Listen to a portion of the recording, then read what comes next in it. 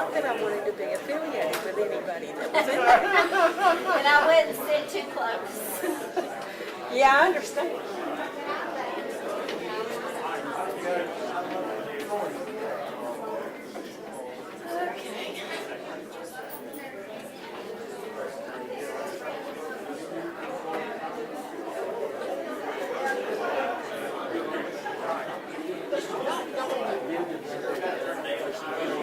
Okay. Fairly recent. Yeah, we didn't always be. Oh, okay. As a matter of fact, we made the development was in the book, actually, when we were signing a lease with them. And so we asked him, this is crazy. We asked him one day if he would consider himself a builder. He kind of handed it all, and he gave us an answer. And you could tell for some reason he didn't want to buy the lease. So I got one of my buddies. He's actually, I know him, Bob Scott. He's a Bob Scott. I said, I told him to pay. I told him what we wanted to do. Bob said, I'll tell you what I'll do. I've got a commercial contract. I'll fill it out. I'll just this house. And tell him I have some tax money I need to handle. Ready? I am.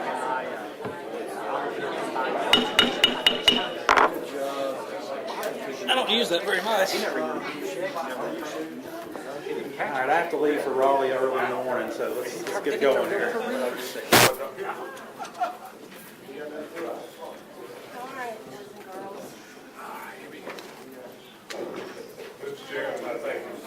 You're welcome.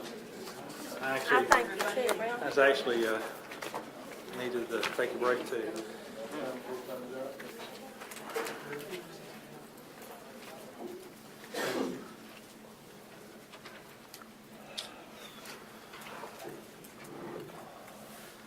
I'll wait on Mr. Campbell so I make sure I don't mess this next thing up. Basically, we have some policies that we're asked for, and we can do one of a couple of things. We can discuss these. We can make it. We can suspend the second reading, and we can adopt these. We can discuss them. We can blend them with some of our other policies that we've already worked on, or we can wait and work on this at our next work session, if we choose to do so. But I put it on the policy code 2120 and 2230 so that we'd have an opportunity to discuss it if the board wants to. And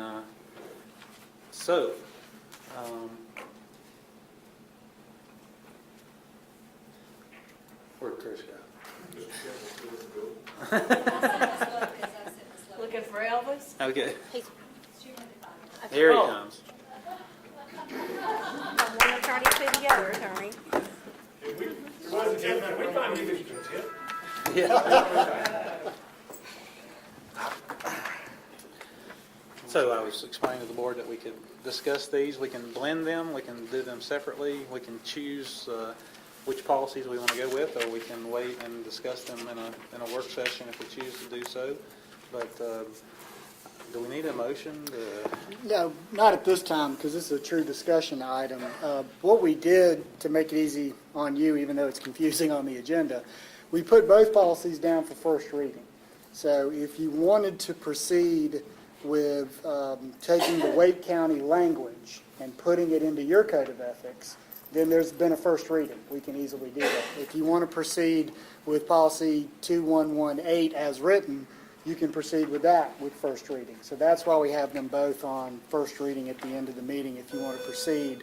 But the chairman is exactly right. You can decide to go forward with one of them tonight on first reading. You could decide to hold off a month to wait about it. You could decide to make it part of a work session. You can do whatever you want in those respects. So, Ms. Churchill, I believe you had asked for this at the last meeting in June. Do you have something to discuss to start off with, and then we'll just go from there? I would like to make a statement. There have been some constituents that have come to me concerned that this policy, if adopted, would result in board members being able to vote off another board member. And I just wanted to make sure that we are absolutely clear to those individuals that that is not the case. Let me address that. Yep. Let me address the legal side of it, because that's probably will save a lot of time in the discussion. Would you paraphrase what she said, please, so I can hear? Yes, she said a concern has been raised, would this enable the board to remove a board member? And no, it would not. And I really need to back up even further into really what's a ninth grade civics lesson. Each of you on this board have constitutional First Amendment rights to express your opinions at any time, to vote with the board, to vote against the majority. You also, though, as a board, have the ability to censure publicly one of your members if you feel that their conduct is inappropriate and harmful to the board as stated in this policy. A censure, if you will, is the free expression of a majority, or actually 5 members, a supermajority of this board. That's all it is. It does not result in any legal consequence whatsoever. You cannot remove a board member. You can't take money away from a board member. You can't exclude them from meetings. We don't make any money. It has, I know that. It has no teeth, if you will, as most people would commonly understand it. A policy like this has no teeth.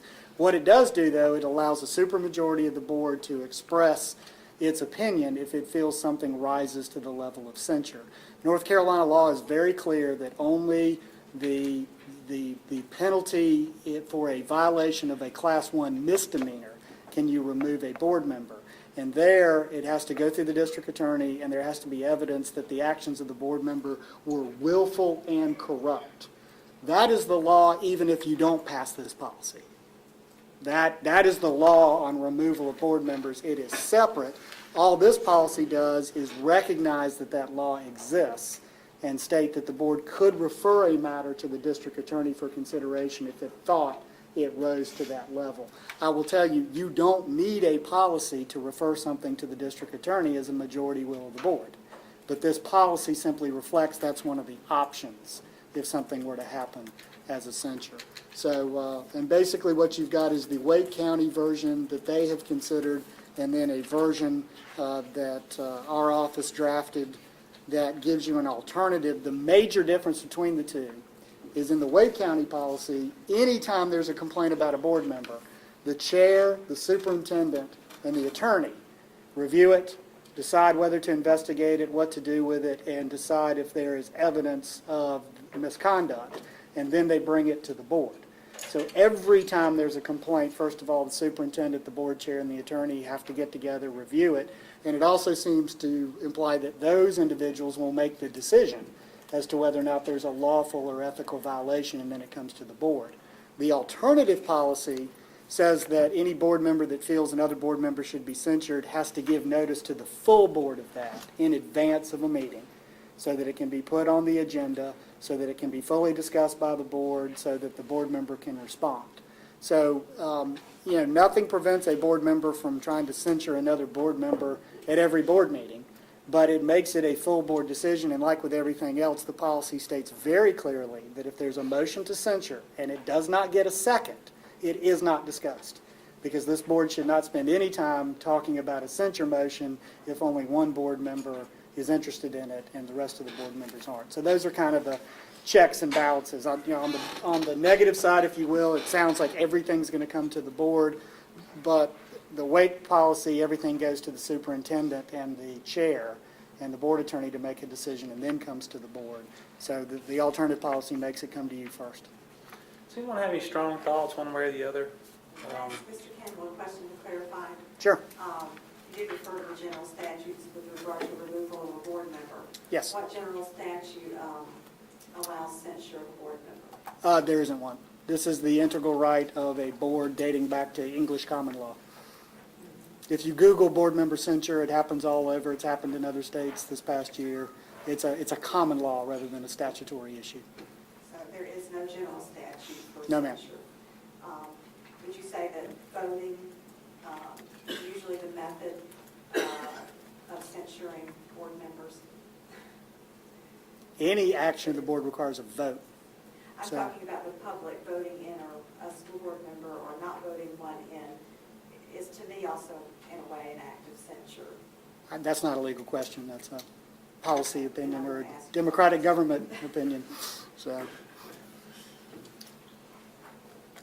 Board, Mr. Campbell, just to, I want to make it quicker, you talked about, without calling the numbers, just Churchill, maybe you can help me, the constituents questions that you had were in relation to policy code 2118, is that correct? That is correct. They went online and read the policy and I guess also spoke to other individuals, and that's where the concern had come up. But Mr. Campbell, you mentioned something about Wake County. As I'm looking at this, Wake County has to do with board member code of ethics, or is policy 2118 drafted or copied or similar to Wake County censure board member policy? No, the Wake County combined their code of ethics policy and their censure policy into one policy. Okay. You have a code of ethics policy, then in fact, there's an amendment to it, so it is on your agenda tonight for second reading. So you already have a code of ethics policy. So the alternative, 2120. yes, so the alternative offered to you by 2118 is to have a separate censure policy. Okay. Just a different way to do it, go about it.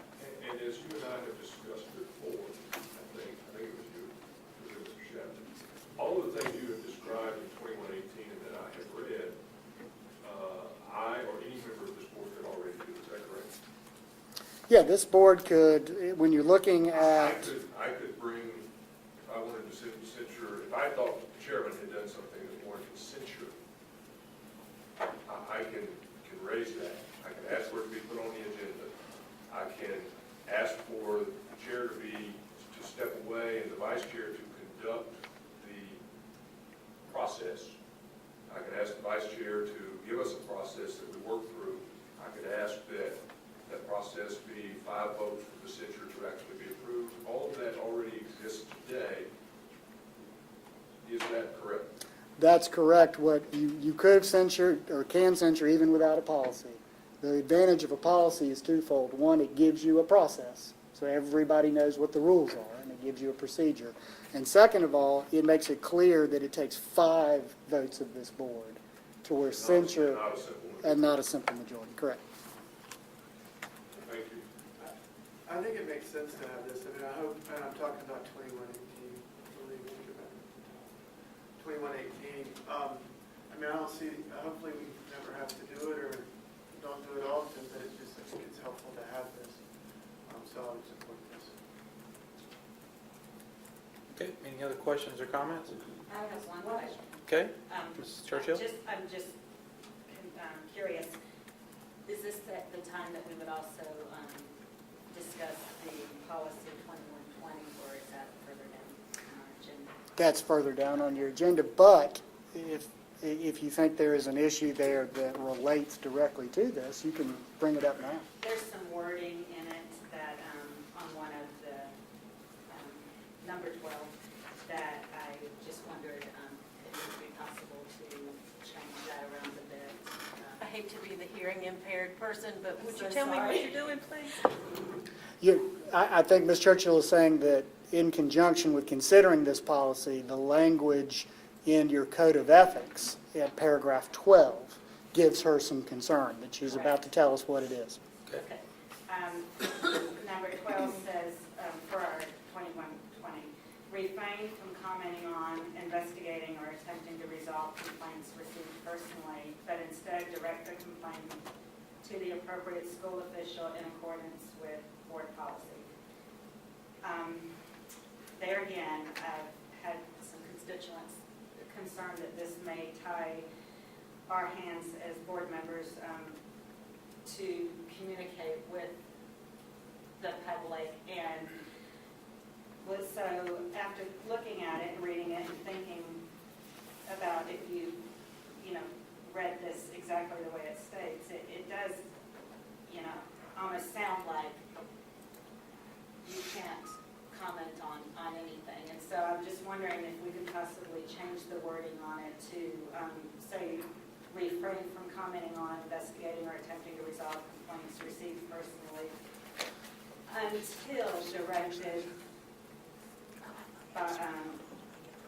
until direction of the complainant to the appropriate school official in accordance with board policy, and work together with administration to resolve the complaint. Is that? I will tell, I do, and I will tell you that, given your concern, and I understand it with the broader language, sticking with the original language of 12, I think really is kind of the base standard that you've always operated on, that it's your duty to refrain from investigating or attempting to resolve complaints and to get them. So I think that it's the commenting on that is probably of chief concern, and as part of second reading, you could make a motion to strike the commenting on language.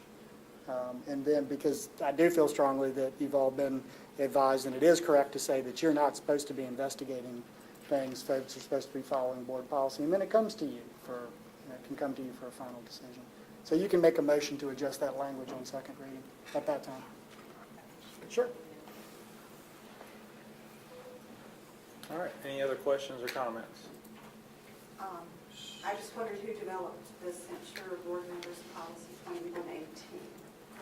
This I wrote it. is an original. Yes, it's an original. Okay. Yes, be happy to sign it. Well, I have a question about the second sentence. And this seems to bother other people too that I've talked to.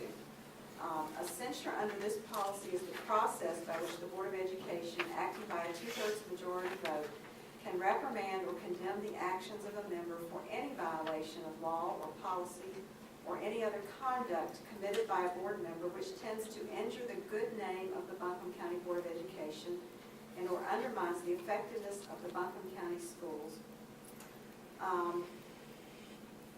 People have been asking me that this seems to be very subjective as to what injures the good name of the Buncombe County Board of Education. That is a fair comment, and that is true. It is the opinion of at least 5 members of the board, and that's why I wanted to be so careful to make sure everyone understands that a censure is just that. It's an expression of displeasure. It has no legally binding effect on anyone or anything.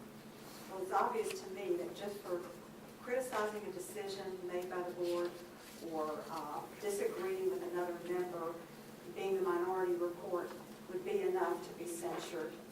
I have a huge problem with And I do disagree with that from a legal standpoint. I don't think mere disagreement would be, everything's going to be case by case. But I do agree that, criticism of a yeah. decision obviously could fit this. And you just said we had a constitutional right to free speech, but to me, I don't, if this policy passes as written. That right has never been unfettered. Never had an unfettered constitutional right to say whatever you want, wherever you want. You can't walk into the theater and holler fire. I mean, it's not unfettered, never has been. I like this because let the public decide. We'll have the debate, we'll say the facts, and if it makes no sense and yet we're doing it, the public hears it.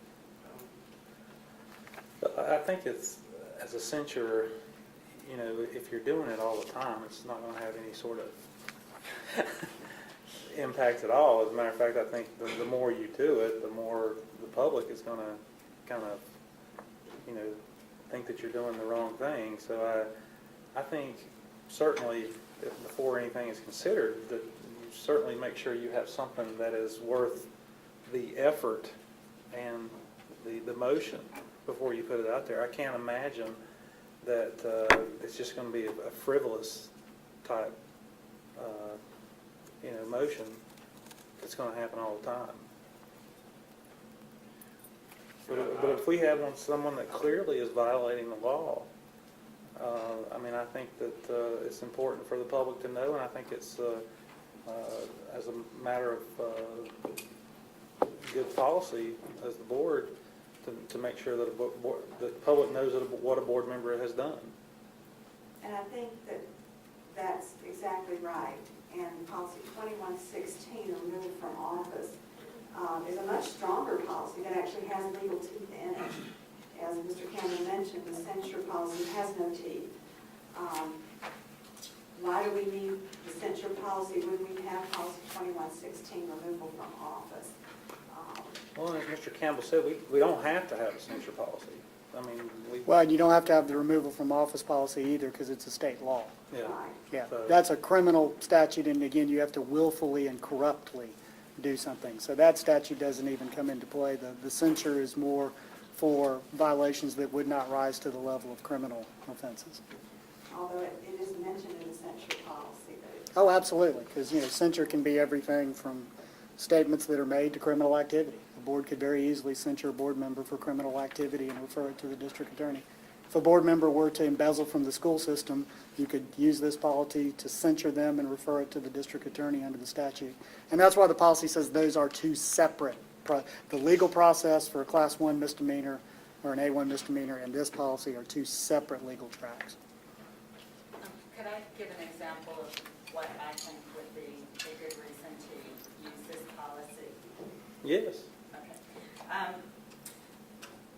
This policy would be good for the case when a board member makes a statement that obviously upsets a lot of people in the community to the point where you hear it in public comment and you receive emails and phone calls, letters to the editor, et cetera, et cetera. And as a board member, really there's nothing you can really say as a board that would have the teeth like a censure policy, because I actually do think that this has some teeth in that you're standing up for the people that have been offended and want something done and want some consequences for board member actions. And I just, that is one of the reasons why I brought this up.